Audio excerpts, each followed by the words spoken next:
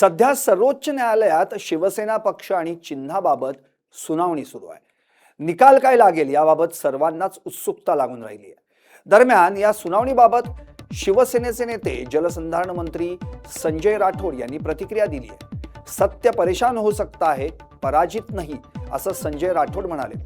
जेव्हा आम्ही उठाव केला त्या उठावाची कारणं देखील महत्त्वाची होती।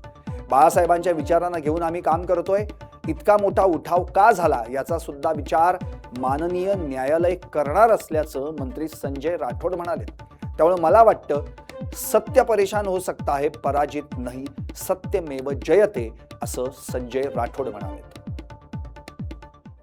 हो सकता है पण पराजित हो नहीं सकता असं मला वाटते।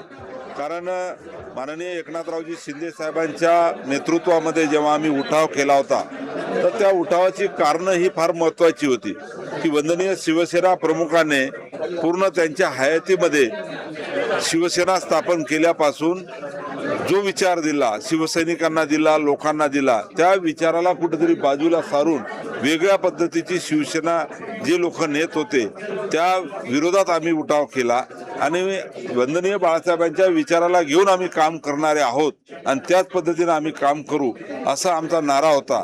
आज त्याच विचाराने आम्ही काम करत आहोत आणि म्हणून माननीय न्यायालय हे सुद्धा या ठिकाणी विचार करणार आहे की आज एवढा मोठा उठाव झाला, विचारासाठी उठाव झाला आणि त्यामुळे मला असं वाटतं की सत्य परेशान हो सकता है, पराजित हो नहीं सकता, सत्यमेव जयते।